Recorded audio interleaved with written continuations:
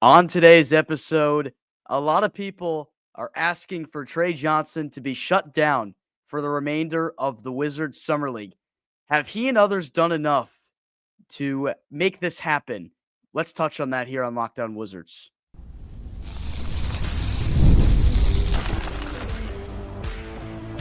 You are Locked On Wizards, your daily Washington Wizards podcast, part of the Locked On Podcast Network. Your team every day. DC family, this is Locked On Wizards, where you're part of our family. We thank you for making Locked On Wizards your first listen every single day. Part of the Locked On Podcast Network. It's your team every day. Alongside DC Sports content creating savant and credentialed media member for the Washington Wizards, Abdullah UB. I'm Ben Strober, and I cover all things DC Sports for 106.7 The Fan and the Team 98. Today's episode is brought to you by FanDuel. Right now, new customers can get $150 in bonus bets when your first $5 bet wins. All right, a lot to get to, a lot to unpack here in this edition of Locked On Wizards. A day removed from the Wizards Summer League win over the Brooklyn Nets. Tre Johnson, should the Wizards shut him down going forward the rest of the summer? Have we seen enough? The emergence of Kyshawn George continues here throughout the Summer League. He has dominated in more ways than just scoring. We'll touch on that in the second segment. And then some news from earlier today, Rashawn Holmes will no longer be with the Wizards organization. They requested waivers to make him a free agent. So the Wizards go back to getting a little bit thinner at the center position, losing a key depth piece at that position. We will hit that in segment number 3. All right, Abdullah. So the scuttlebutt from most of the reporting that we got throughout the process before the Summer League was that the year 2 guys would probably play in only 2 games in the Summer League. Tre Johnson and Will Riley, obviously those 2 are rookies, so we didn't really get any kind of inkling on whether or not those guys would have any kind of limitation to how much they play in the Summer League. I guess it would depend on what they saw from those guys in the first couple games. This is probably an unpopular opinion. I kind of want everyone, including Bub Carrington, Alex Sarr, Kyshawn George. I'd honestly like them to play one more game because I think we saw flashes from a lot of these guys and certainly things that, you can check off a box and say, this improved, this got better, or this is what we expected from this player, like Alex Sarr defending the rim en route to a record-setting performance with 8 blocks. But Bub Carrington, if he wants to become this team's true point guard going forward, I kind of would like to see more opportunities with him with the basketball in his hands because I don't think we saw a ton from him. He only shot 5 free throws over the first 2 games. I think something that was what we hit on. We wanted to see him get a little bit better at in the summer. And we didn't necessarily see him show the ability to beat his man off the bounce consistently. And if he is the point guard for this team going forward, that's something that he has to work on. And I'm like nothing against Bub Carrington whatsoever because he is learning a completely new role. He went from kind of being a score first 2 guard last year, playing a lot off the ball. This is a completely different situation for him. So I feel like he'd benefit from playing in another game here in the Summer League. But we'll start with Tre Johnson for you, Abdullah. Have you seen enough for the Wizards to shut him down going forward ahead of tomorrow's contest against Philadelphia? Actually, tonight's contest by the time this comes out. I saw enough after that play where he hit Kama Malawach's leg with the ball and wow. that layup, a street ball and one move. To be honest, Tre Johnson, I've been hyping him up for a while, even before the Wizards drafted him. I'm always emphasizing how the fact that he fell to pick 6 is just amazing. And I brought up the fact that the Mavericks are taking the approach after Cooper Flagg's, I think it was a 30-point game against the Spurs. They're benching him or shutting him down for the rest of the Summer League. So I love Tre Johnson, and I think he's going to ball out there regardless of who he's playing against these next 2 games. But I think just because of precaution and concern, I also want to see guys like Jameer Watkins get more offensive touches. Will Riley, who had a great Summer League game number 2, get more touches. I think I've seen enough from Tre Johnson. Maybe it would be nice to see how he does like in crunch time scenarios, maybe give him the ball. But outside of that, he's done enough. 18 points in the first game, second game, 21 points. The guy can shoot it from 3. The guy can score at will, take it to the paint. I mean, can draw fouls. At such a guy at 19 years old, did it all at Texas. As much as I love to see any of these Wiz kids play, I think just for safety, going in his rookie season, just shut him down. We've seen enough. So the reason I want to see him play another game here, because if the other guys in Bob, Sar, George are shut down for the remainder of the summer, I'm interested to see what Tre Johnson can do without some of the guys that have already been there, done that with this team on the floor. If Tre Johnson can go out there and replicate the same success, maybe almost in a role where he's kind of in a way carrying like he did at Texas. And I know he did it in the toughest conference in college basketball as an 18-year-old. I'd like to see it here at the next level in the NBA. I think that would be an opportunity maybe to see just how talented he is with the basketball in his hands, because we've seen him score at all three levels through the first two contests. Super impressed with how efficient he's looked, how confident he's looked.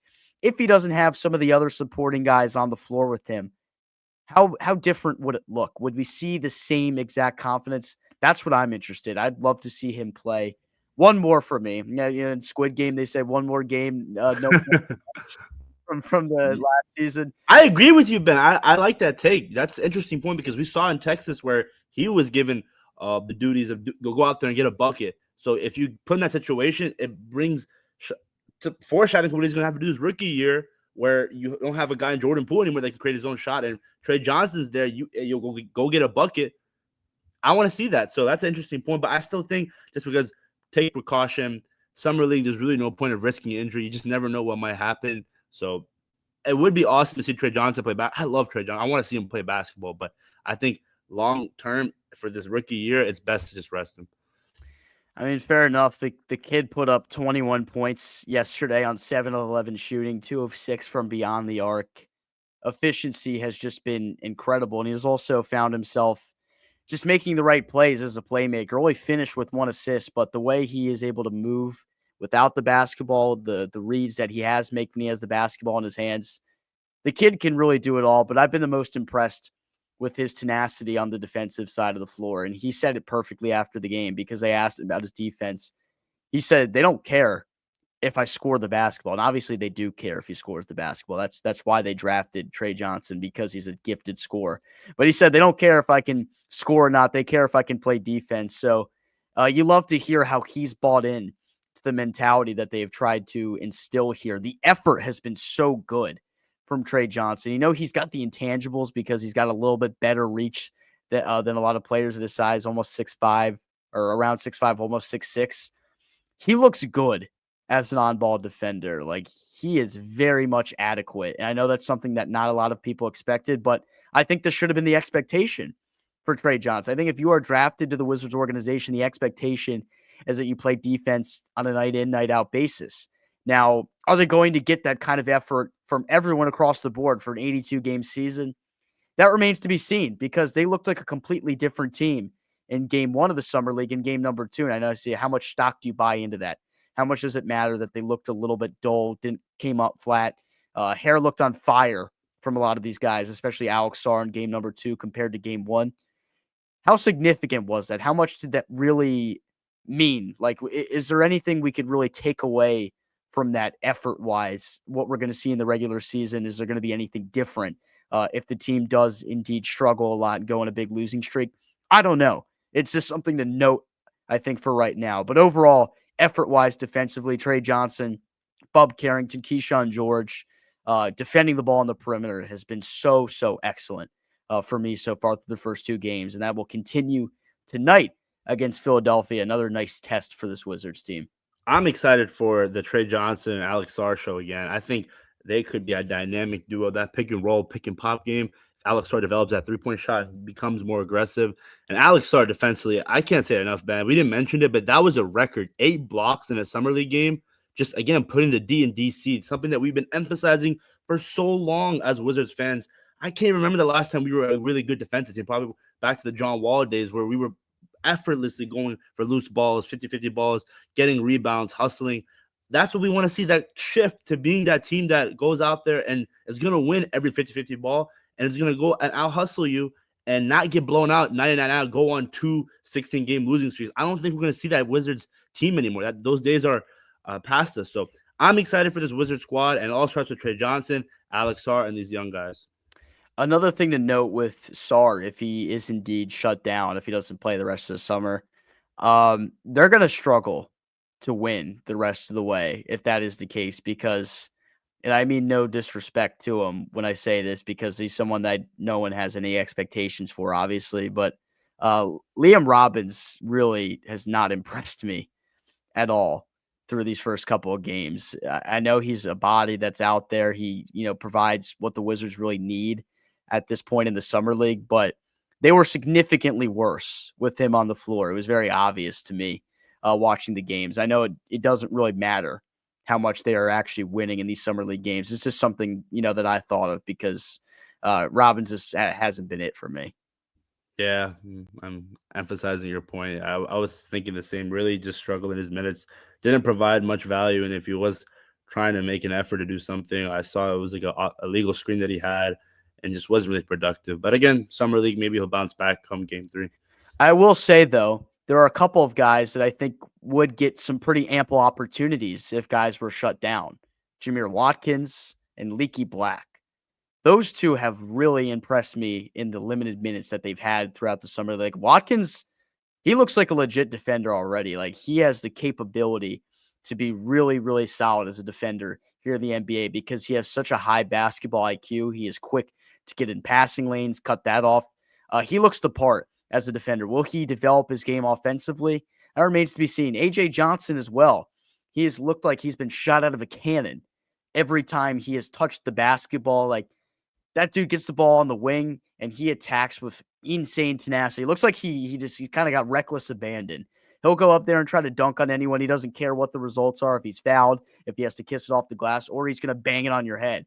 Like AJ Johnson is just that kind of player, and it's so damn exciting to watch. So I'm looking forward to seeing more of him. So I look at it both ways. If you have a lot of these year 2 guys and Tre Johnson play at least one more game here, that gets another opportunity to see how those guys look together here, and maybe a more fair assessment, because game 1 versus game 2 look completely different for this team.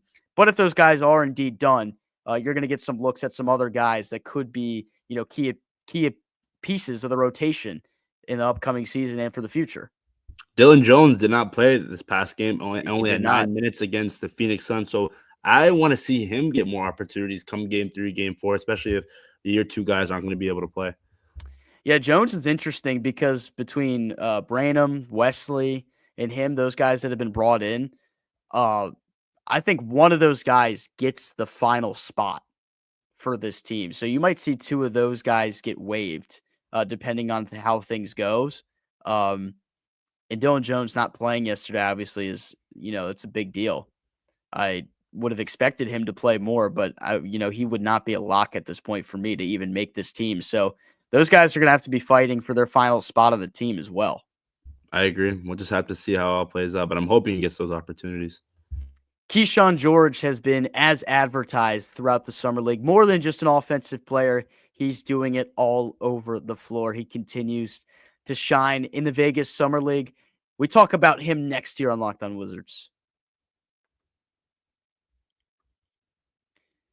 Summer sports are in full swing, and whether you're all about baseball to the lights, golf on the green, or high-stakes soccer action, FanDuel is the best way to make every game even more exciting. You're already following the action. Why not make it a little more thrilling with FanDuel?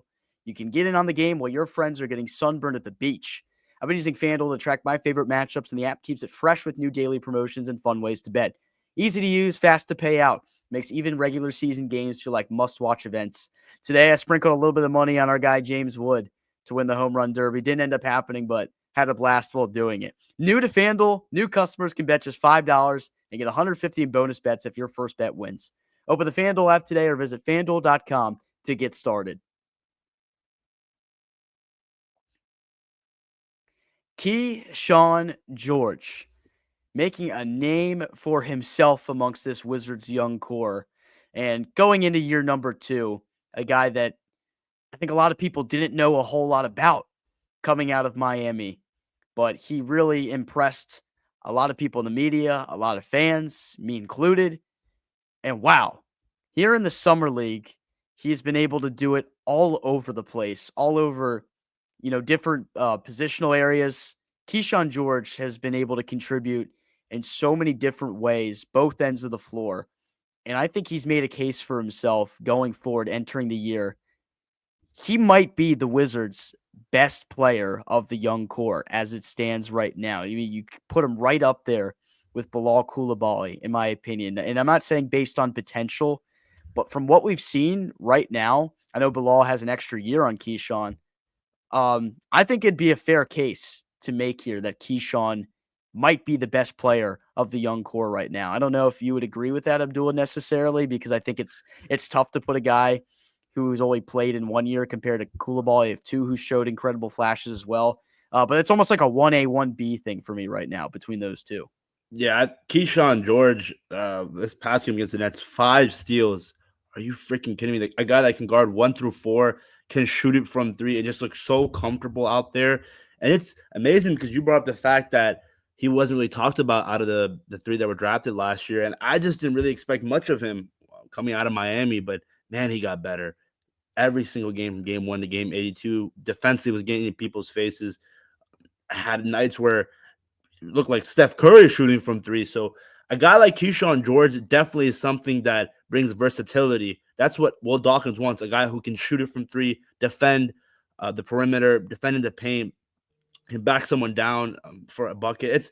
He checks off a lot of boxes that I don't know, Ben, it might be too soon to say he's the best guy on the team just because I want to see more come in his sophomore year. Mm-hmm. I think Bilal also, there's a lot to be proven. A lot of these guys still need a lot to prove. Alex Sarr, Bub Carrington. We'll just have to see come this season. But I wouldn't be surprised if Kyshawn George is the best player because at his size, doing what he does, it's fascinating watching him play basketball. Super fair assessment. I can totally get behind exactly what you're saying right there. He will have to replicate this in the regular season. And a lot of this is just speak at this point because, we're basing this off what we see in the summer league. But this was the expectation. All throughout the offseason, Will Dawkins said, just wait until you guys see what Kyshawn George has been up to. I mean, they cited him as a guy they thought had the best overall spring / early summer in the weight room, and that's been evident. He looks strong. Like, he's gotten taller too, Ben. Yeah, and he might grow even more. I think they're hoping he gets to like 6'10", because he is still growing. That's the benefit of having these young guys as they continue to grow and fill out a little bit. The Wizards love skinny players. Like, everyone we have is like pretty skinny, I'd say, but that doesn't necessarily matter. Like, there's plenty of reasoning to believe the guys they have right now have the body and the ability to be really good at the next level here. Kyshawn George looks way stronger to me, and the ability that we've seen from him defending on the basketball and his IQ is just so good. I know he played in a professional league before he went to Miami, which I think was so beneficial for him. Like, there's things that translate from his game that just come from him being so intelligent on the floor. He consistently finds himself in the right spot. He sets himself up well defensively. He knows how to defend passing lanes. He knows when good opportunities are to go for steals. That's how he got 5 of them last night. He does so many things well, including with the basketball, even as a playmaker. This dude really just does everything, and he does everything relatively well. Yesterday was almost an anomaly because he shot 3 of 14 from the field, 1 of 8 from beyond the arc. That's an uncharacteristic offensive performance for Kyshawn George, yet he was still so impactful in that game, doing everything on the floor. You wouldn't even bat an eye that he actually had a pretty tough night offensively. That's how good he is. And that's what separates players from just good players from average players. Guys who are struggling offensively shooting-wise, but still contributing, rebounding, assisting the ball, steals. Kyshawn George is just one of those dudes. I remember that game 1 against the Phoenix Suns. He got I think it was a rebound off Bub Carrington's block and Colin Malawach, takes it coast to coast right to Colin Malawach, shoves him up and hits tell him Colin Malawach to hit the weight room. That's just something you love to see coming out of the ACC. Miami really, and you brought up the professional experience. You put all that together, you have a legit basketball player, Kyshawn George, and I am so excited. Again, I keep mentioning it, but he's a big reason why Corey Kispert days in Washington are basically singular digit, because someone that can shoot it, take it to the rim, defend, post up, checks off so many boxes. It's funny because I saw a lot of people buying into the comment that Will Dawkins had where he included Corey Kispert as members of veteran players that were beneficial to the team going forward. And a lot of people were saying this is proof that Kispert will be around this year. I don't buy that notion. I still don't. Why would it serve his interest to say, yeah, we're actively going to trade Corey Kispert or we don't have plans for him going forward? Well, Dawkins is not going to say that on the ESPN broadcast that everyone is watching. He's just not going to say that. So I don't buy that notion whatsoever.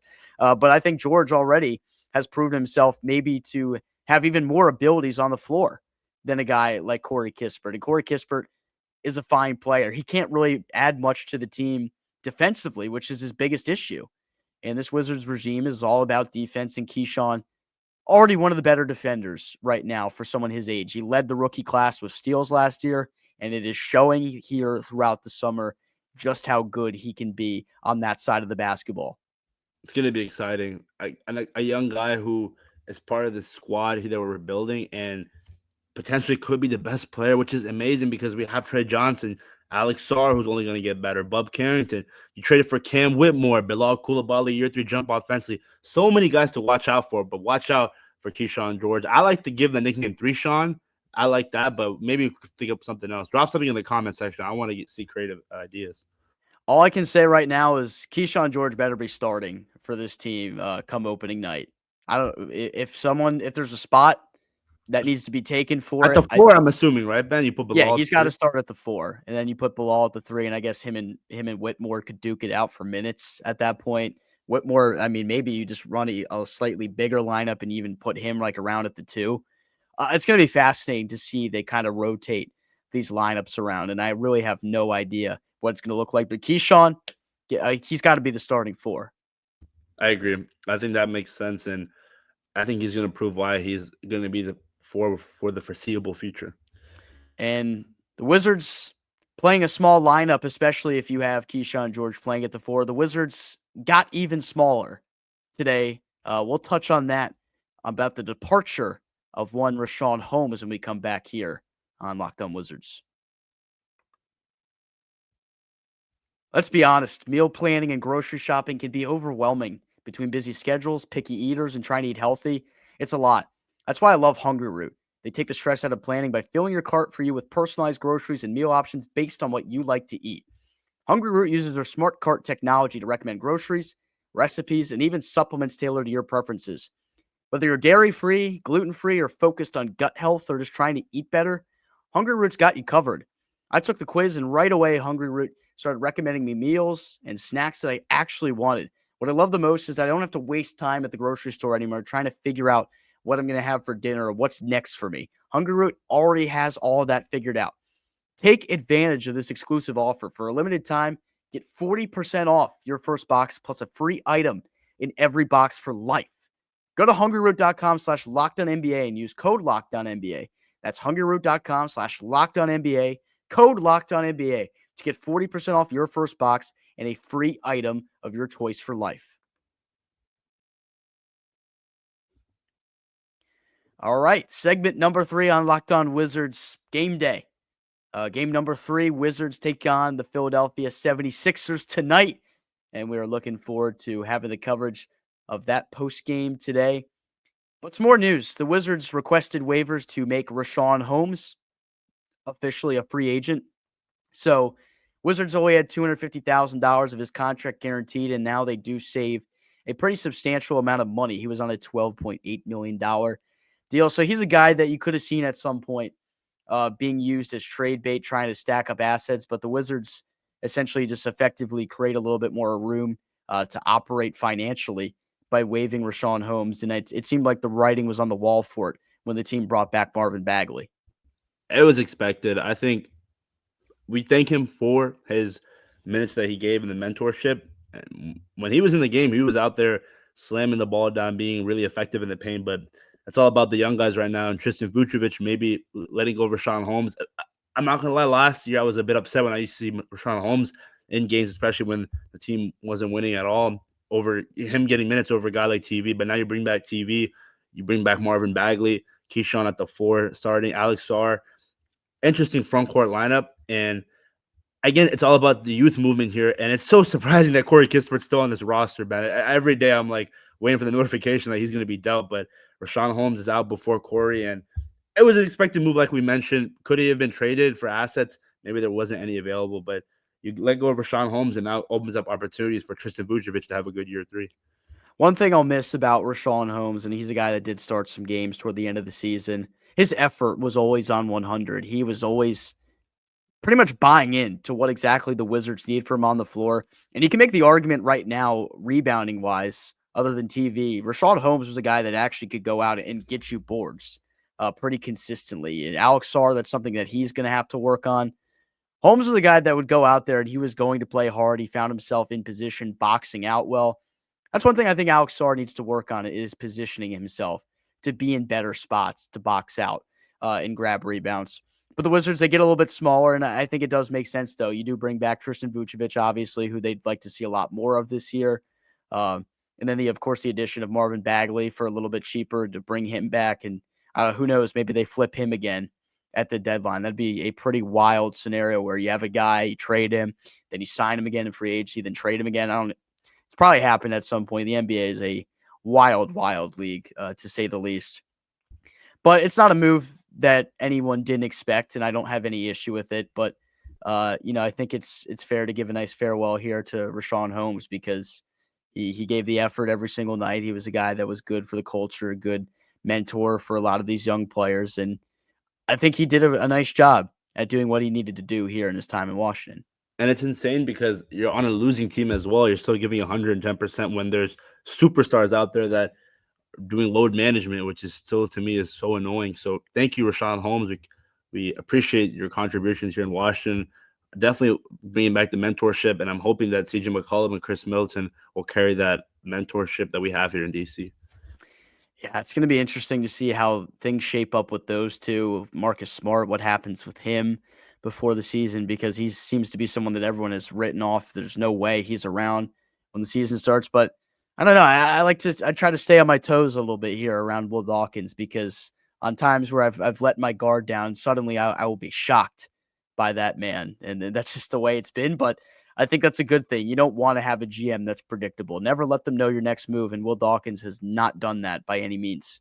Playing chess, not checkers. It's insane. Everyone was talking about Jonathan Kuminga, and then we find out that we traded for Kim Whitmore. That's how GMs, that's how business should be done. That's what separates the good GMs from the great GMs. And Will Dawkins just, again, putting on another masterclass.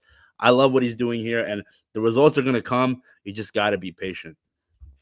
That is exactly right. 8:30 p.m. Eastern time is when Philadelphia and Washington allegedly get underway. That'll probably start at 9, if we're being honest, because the Summer League games start so much later after they are actually supposed Yeah, I to. was wondering, like, why is that a thing? It was like 8. Last game it started at 8:00 against the Nets, and it was like 8:10 or like 8:15. I'm like, it's still 0-0.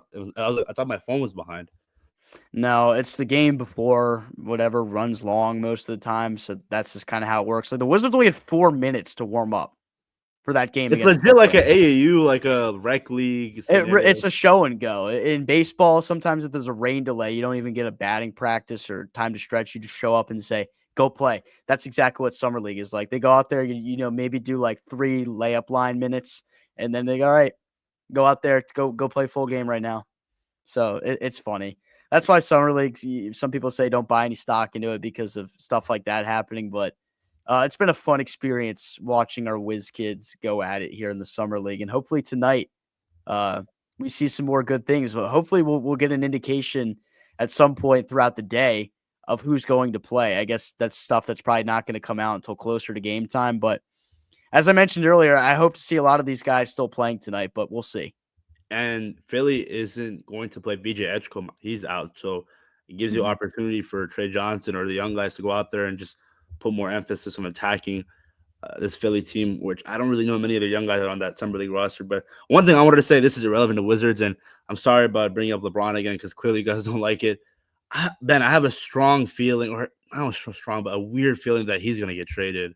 It just, right now, this Lakers roster – I just don't think it's like anything can be competitive. Can't be competitive in this Western Conference with Dallas, with the Clippers, with the Nuggets, the Thunder, the Timberwolves.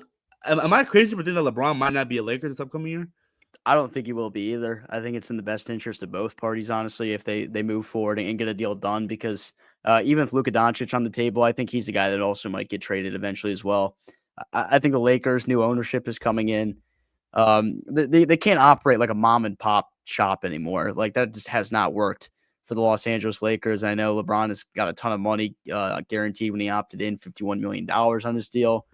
But I think it's in the best interest of both parties that they part ways here, and we haven't really heard much. But I don't think it looks good for the Los Angeles Lakers in terms of still being in the LeBron business come next season. Yeah, and if I'm LeBron James right now, I want to win that championship. Come to the East this year. A lot of teams are dealing with injury, with the Achilles injury with Tatum and Tyrese Halliburton and Damian Lillard. I mean, I know he got waived, but it's wide open right now for the East. Outside of the New York Knicks, you can go out there and contend for a title. That is exactly right. All right, Summer League tonight. We'll have the reaction to it, probably go live after this game, depending on certain things. I'm working before, but I should be back and good to go for a recording. Abdullah, shout out to you for the other night, going solo dolo when I was still out traveling. Good job. Kudos to you. Didn't even get a chance to congratulate you and thank you for that, but that was awesome stuff. But you and I will be together, good to go for tomorrow for a reaction. We've really enjoyed doing the live stream for you guys, so it should be another fun ride. Hopefully we're celebrating another Wizards win and a good performance from some of our young guys. Yep. Thanks again, Ben. Appreciate you guys for, again, following, liking, subscribing. We're on the way to 6,000 subscribers, so let us know in the comment section what is the one thing you want to see come after this summer league.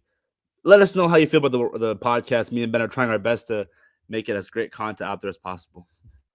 Check us out on our socials at Locked On Wizards on Twitter. You can check out my personal at Ben Schroeder Media on Instagram. Check out Abdullah's content page, DMV Sports Zone, one of the best to do it edit-wise in the DC sports content creating business. We've got a lot in store. We keep on pushing forward here on Locked On Wizards. We thank you for making Locked On Wizards your first listen today. For your second, find the Locked On NBA podcast where there's no offseason. Doug, Matt, and Hayes keep you up to date on contract negotiations, rumors, and everything you need to be the most informed fan going forward. Be sure to check that out on YouTube or wherever you get your podcast. For my co-host, Abdullah Ayubi, I'm Ben Schroeder. We sign off here on Locked On Wizards. Go Wiz.